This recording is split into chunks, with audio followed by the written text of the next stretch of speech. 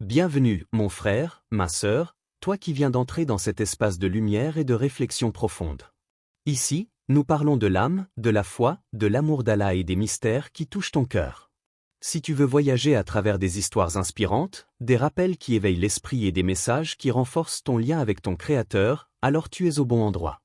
Index revers pointant vers la droite blanc, abonne-toi dès maintenant et rejoins cette famille grandissante, afin de ne manquer aucun rappel qui pourrait transformer ta vie. Car chaque mot ici est pour toi, et chaque instant est une invitation à te rapprocher d'Allah. Bienvenue à toi, et que cette chaîne soit pour toi une source de paix et de lumière. La nuit tombe comme une mer obscure, et chaque âme y trouve son reflet. Lorsque le monde entier s'endort, que les rues se vident, que les cœurs fatigués se livrent au repos, un silence sacré descend sur la terre. Mais entre 3h et 5h du matin, ce silence n'est pas un simple vide, il devient un écrin de mystère, un sanctuaire invisible où l'âme est invitée à dialoguer avec son Créateur. Dans ces heures, le souffle du vent semble plus pur, les battements du cœur résonnent plus fort, et les pensées se détachent des illusions du jour. Ce n'est pas une coïncidence que tant d'hommes et de femmes, de cultures et de traditions différentes, témoignent d'un réveil soudain à cette heure étrange. La science parle d'un cycle biologique, d'une phase du sommeil appelée sommeil paradoxal. Mais l'âme sait qu'il y a plus que la biologie. Car comment expliquer que ces heures, précisément, soient celles où les prophètes, les sages et les saints ont trouvé leur plus grande proximité avec Dieu? Allah dit dans le Coran. Ô toi, l'enveloppé dans tes vêtements, lève-toi pour prier, toute la nuit ou une grande partie. Coran 73, 1-2. Le prophète Muhammad reçut ces paroles au début de sa mission. Elles marquaient le lien entre l'obscurité de la nuit et la lumière de la révélation. Car dans le silence nocturne, l'âme est plus disponible à entendre, non avec les oreilles de chair, mais avec celles du cœur. Imagine, tu ouvres les yeux à 3h du matin. Le monde dort. Les voitures sont immobiles. Tes proches reposent dans leur lit. Mais ton cœur, lui, est éveillé. Pourquoi? Est-ce le hasard? Ou bien une invitation discrète, une caresse divine qui te dit « Lève-toi, mon serviteur. Je veux te parler. » Livre ouvert histoire méditative. Un compagnon du prophète raconta qu'il se réveillait sans raison à plusieurs reprises la nuit. Intrigué, il alla voir le prophète et lui dit « Ô messager d'Allah, je ne comprends pas pourquoi mes yeux s'ouvrent toujours avant l'aube. Je me sens tiré hors du sommeil, mais je ne sais quoi faire. » Le prophète sourit avec douceur et répondit « Ce n'est pas un hasard. C'est ton âme qui est appelée. Allah t'éveille parce qu'il veut t'élever. Ne gaspille pas ce moment. Lève-toi, invoque-le, car à cette heure les portes du ciel sont grandes ouvertes. » Ces paroles résonnent encore aujourd'hui. Peut-être as-tu déjà ressenti cela, ton corps fatigué, mais ton cœur battant, comme si une présence invisible se tenait près de toi. Allah dit encore. Ceux qui passent les nuits prosternés et debout devant leur Seigneur. Coran 25, 61. La nuit n'est donc pas un temps vide, mais un champ fertile où poussent les graines de la proximité divine. Palette d'artistes images poétiques. Entre 3h et 5h, le monde ressemble à une mosquée immense, où le toit est le ciel étoilé, et où chaque souffle est un dicre caché. Les larmes coulées dans l'ombre sont plus précieuses que l'or, car elles ne cherchent pas l'œil des hommes, mais le regard d'Allah. Il existe une sagesse profonde dans ce réveil nocturne. Le prophète a dit. La prière la plus aimée d'Allah après les obligatoires est celle accomplie au cœur de la nuit. Hadith Muslim. À cette heure, la sincérité est plus pure. Car qui te voit, si ce n'est Allah? Qui entend tes soupirs, si ce n'est ton Seigneur? Ornement symbole point d'interrogation noir question d'âme. Quand tu te réveilles au milieu de la nuit, ressens-tu cet appel subtil? Est-ce que tu replonges aussitôt dans le sommeil, ou est-ce que tu oses tendre ton âme vers celui qui t'a éveillé? Livre ouvert autre histoire inspirante. On raconte qu'un savant pieux fut interrogé, « Pourquoi te lèves-tu toujours à la même heure de la nuit ?» Il répondit, « Parce que je suis l'hôte d'un roi. Quand le roi m'invite, je ne peux pas refuser. » Cette parole dévoile un secret immense, chaque réveil nocturne est une invitation. Une main invisible frappe doucement à la porte de ton cœur. Tu as alors deux choix, faire semblant de ne pas entendre, ou ouvrir et accueillir celui qui appelle. Allah dit, ils dormaient peu la nuit, et aux dernières heures de la nuit, ils imploraient le pardon. Coran 51, 17-18. Les grandes âmes ne passaient pas ces heures dans l'insouciance. Elles savaient que le monde est plein de bruit le jour, mais qu'entre 3h et 5h, le silence est un miroir où la voix divine se reflète. L'imam Al-Ghazali disait que la nuit est comme une amie fidèle, elle révèle ce que le jour cache. Le jour, l'homme est distrait, occupé, dispersé. Mais la nuit, il est nu devant Allah, sans masque, sans décor. Ornement symbole point d'interrogation noir, question finale de méditation. Et toi, si Allah t'a déjà éveillé dans ce secret de la nuit, que fais-tu de ce cadeau? Te rendors-tu comme si rien ne s'était passé, ou acceptes-tu de marcher dans l'obscurité, guidé seulement par sa lumière? Il existe des réalités que les yeux de chair ne peuvent percevoir. Des mondes parallèles à notre monde, mais que seuls les cœurs éveillés savent reconnaître. Entre 3h et 5h du matin, une fine fissure semble s'ouvrir dans le tissu du temps. Une porte invisible s'entr'ouvre, et ce qui d'ordinaire reste voilé se rapproche de nous. C'est comme si le ciel descendait sur la terre, et que l'infini se courbait pour caresser l'instant. Les savants de l'âme disent que cette heure est le théâtre d'un grand secret. Les anges y circulent plus abondamment, les supplications montent plus vite, et les cœurs sincères sont comme portés par une brise invisible. Ce n'est pas une simple métaphore, c'est une réalité confirmée par la parole du prophète. Il a dit: Notre Seigneur descend chaque nuit, au dernier tiers de la nuit, et il dit: Qui m'invoque pour que je lui réponde? Qui me demande pour que je lui donne? Qui demande pardon pour que je lui pardonne? Bukhari et Muslim. Ces mots sont lourds de mystère. Comment Allah descend-il?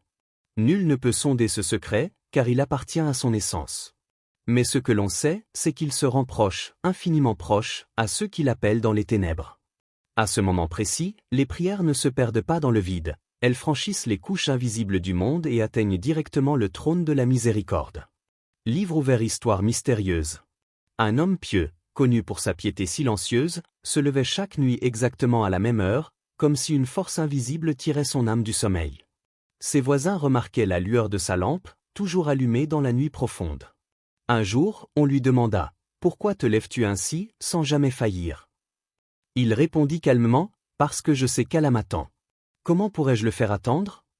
Cette réponse glace et réchauffe à la fois. Elle glace, car elle nous rappelle notre négligence, elle réchauffe, car elle nous révèle l'amour brûlant qui lie certains cœurs à leur Seigneur. Allah dit dans le Coran: Et prosterne-toi devant lui une partie de la nuit, et glorifie-le longuement dans la nuit. Coran 76, 26. Le mystère de ces heures réside aussi dans le fait que le monde invisible s'approche du monde visible. Les anges remplissent l'air, même si nous ne les voyons pas. Chaque invocation est recueillie, chaque larme est comptée. Même les silences sont entendus, car Allah lit ce que le cœur cache. Imagine, tu es seul dans une chambre obscure. Tu poses ton front sur le sol, et tu murmures une demande, peut-être même sans mots. Tu ne vois rien, mais dans le monde invisible, une armée d'anges porte ton invocation vers le ciel. À ce moment précis, ce que tu pensais être un simple souffle devient une lumière qui transperce les voiles. Allah dit: Quand mes serviteurs t'interrogent sur moi, alors je suis tout proche. J'exauce la demande de celui qui m'invoque quand il m'invoque. Coran 2, 186. Quelle promesse plus mystérieuse et plus profonde peut-il y avoir que celle-ci? On dit que l'univers entier respire différemment à ces heures. Les arbres semblent plus immobiles, les étoiles plus brillantes, comme si elles observaient la scène. Même les oiseaux, avant le premier appel de l'aube, se préparent au dhikr. Le monde entier devient un tapis de prière invisible. Mais seuls ceux qui se lèvent le perçoivent. Les sages expliquent aussi que c'est une heure où les voiles qui recouvrent nos cœurs deviennent plus fins. Dans la journée, nos pensées sont lourdes, pleines de désirs, d'affaires, d'inquiétudes. Mais à 3h du matin, tout est calme, et l'âme, débarrassée des distractions, goûte à une clarté qu'aucun soleil ne peut donner. Livre ouvert, un récit marquant. On rapporte qu'un savant passa toute sa vie à se lever dans le dernier tiers de la nuit. À sa mort, on le vit en songe, rayonnant de lumière. On lui demanda: Quelle action t'a le plus rapproché d'Allah? Il répondit: Ce n'est pas ma science, ni mes paroles. C'est seulement le fait d'avoir répondu à son appel chaque nuit, quand il demandait: Qui m'invoque? Qui me demande? Qui cherche mon pardon? Ces récits ne sont pas des contes. Ils sont des miroirs qui nous montrent ce que nous pourrions être, si seulement nous écoutions l'appel silencieux qui traverse la nuit. Ornement symbole point d'interrogation noir, question qui trouble l'âme. Quand Allah ouvre ses portes et descend vers toi dans ces heures sacrées, que fais-tu? Restes-tu allongé, prisonnier de ton sommeil, comme si tu n'entendais rien? Ou te lèves-tu, même chancelant, même fatigué, pour répondre à l'invitation du roi des rois? Ne vois-tu pas que tu as été choisi, que ton réveil n'est pas une coïncidence, mais une convocation céleste? Car la vérité mystérieuse est là, ce n'est pas toi qui choisis de te réveiller, c'est lui qui choisit de t'éveiller. Le sommeil, qu'il est doux, qu'il est lourd, qu'il est séduisant. Il se pose sur nos paupières comme une mer tranquille, et chaque fibre de notre corps s'y abandonne avec avidité. Mais à l'intérieur, quelque chose lutte. L'âme, elle, refuse de s'éteindre. Elle veut se lever, se détacher, respirer un air plus pur que celui des rêves. Entre 3 heures et 5 heures, l'homme vit un combat secret. Ce n'est pas un combat visible, mais il est plus réel que toutes les batailles de l'histoire. C'est la lutte entre la chair et l'esprit, entre la paresse et l'élévation, entre ceux qui tirent vers la terre et ceux qui aspirent au ciel. Allah a décrit ce combat dans des mots d'une profondeur infinie. Ils s'arrachent de leur lit pour invoquer leur Seigneur, par crainte et par espoir, et ils dépensent de ce que nous leur attribuons. Coran 32, 16. Sarah, de son lit. Quelle image puissante! Ce n'est pas un simple lever. C'est une délivrance, comme si l'on déchirait les chaînes du confort, comme si l'on brisait les murs invisibles de la paresse. L'homme ne se contente pas de se réveiller, il se libère. Mais combien parmi nous restent prisonniers? Combien préfèrent la douceur trompeuse des couvertures à la lumière invisible qui les attend? Livre ouvert parole de l'imam Ali, qu'Allah l'agrée. Je m'étonne de l'homme qui dort toute la nuit alors que la mort l'observe et que son destin n'est pas encore écrit. Ces mots frappent comme une épée. La mort veille, elle peut frapper à tout instant, et pourtant nous dormons comme si nous étions éternels. Nous oublions que chaque nuit peut être la dernière, et que le sommeil ressemble parfois trop à une répétition de la mort. Allah dit encore, c'est Allah qui reprend les âmes au moment de leur mort, et celles qui ne meurent pas lors de leur sommeil. Il retient celles dont il a décrété la mort et renvoie les autres jusqu'à un terme fixé. Coran 39, 42. Chaque nuit, quand nous dormons, notre âme quitte notre corps. Elle voyage dans un monde que nous ne connaissons pas. Et si Allah décidait de ne pas la rendre? Le matin ne viendrait jamais pour nous. Alors, pourquoi sommes-nous si confiants, si insouciants, quand nous refusons de nous lever à l'appel du cœur? Ce combat du sommeil n'est pas seulement physique. Il reflète toute notre vie. Chaque jour, nous avons à choisir entre la facilité et l'effort, entre l'oubli et la conscience, entre l'instant qui rassure et l'éternité qui exige. La nuit, ce choix devient pur, sans distraction. Personne ne nous regarde. Personne ne nous juge. Seul Allah sait si nous nous levons ou si nous restons couchés. Il y a un secret, ce combat n'est pas seulement une épreuve, il est aussi une élévation. Celui qui gagne une seule fois ce duel avec le sommeil goûte à une lumière qu'il ne trouve nulle part ailleurs. Même les anges envient cette proximité, car elle naît d'un effort libre, d'un choix volontaire. Livre ouvert histoire introspective. Un homme, pris dans la paresse, décida un soir qu'il ne se lèverait plus pour la prière nocturne. Allah est miséricordieux, se dit-il, il me pardonnera. Mais cette nuit-là, il rêva qu'il était allongé dans une tombe, incapable de bouger, incapable de parler. Une voix lui dit, voilà ton sommeil éternel. Voilà ton confort que tu as choisi. Terrifié, il se réveilla en sursaut, en sueur. Et dès ce jour, il ne manqua plus une seule nuit sans se lever. Ainsi, parfois, Allah nous rappelle par des songes, des secousses intérieures, que céder toujours au sommeil, c'est céder à une mort lente avant l'heure. Ornement symbole point d'interrogation noire question d'âme. Quand ton âme s'éveille et que ton corps refuse de la suivre, qui choisis-tu d'écouter? L'appel discret de la lumière ou la lourdeur silencieuse de la chair? Allah dit, ceux qui disent « Notre Seigneur est Allah », puis se tiennent droit. Les anges descendent sur eux et disent « Ne craignez rien et ne soyez pas attristés, mais ayez la bonne nouvelle du paradis qui vous a été promis. » Coran 41, 30. La droiture commence dans ces petits choix intimes, dans ces combats invisibles. C'est dans le silence de la nuit que se forgent les âmes solides, celles qui n'ont pas peur du jour où elles seront appelées à se lever pour un réveil définitif, celui de la résurrection. Entre 3 heures et 5 heures, ton lit peut devenir une prison ou une rampe de lancement. Si tu restes, tu t'alourdis.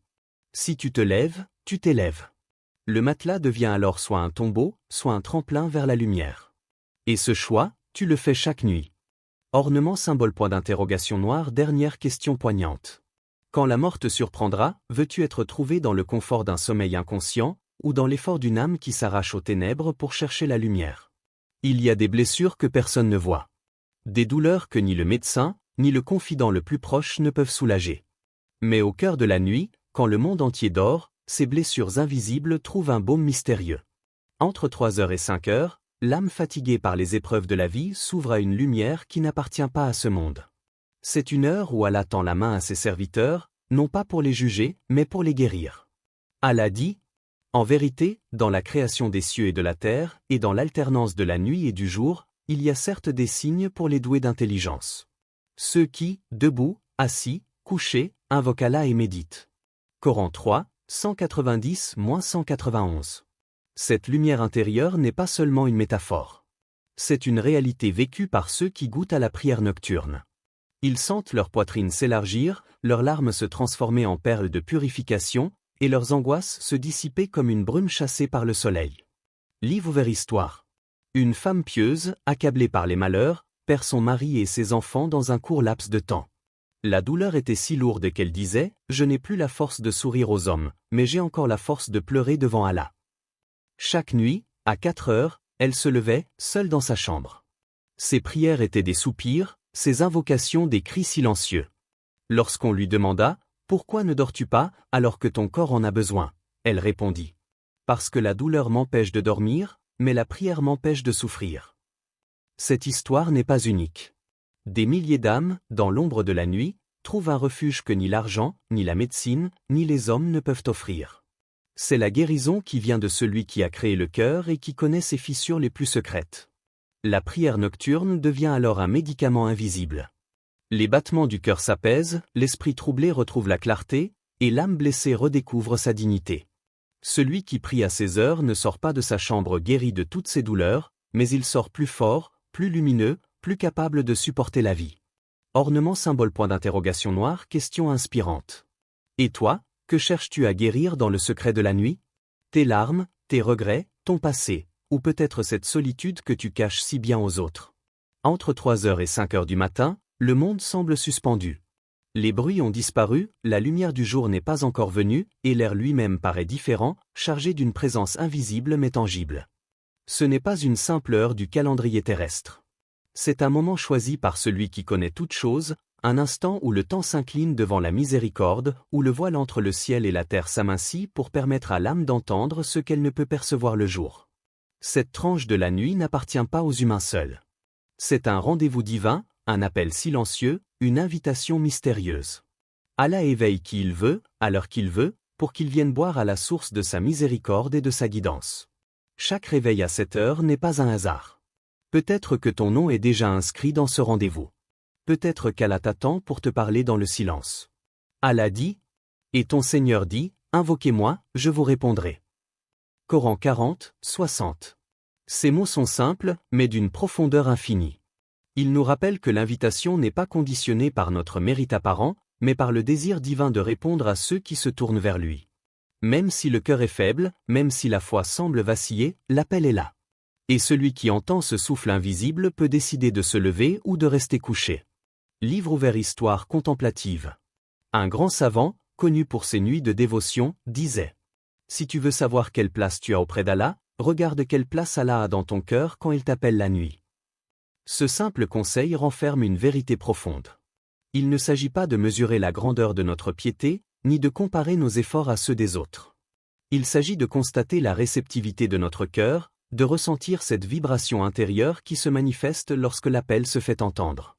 Si le cœur répond avec amour et attention, c'est là que réside la proximité réelle avec le Créateur.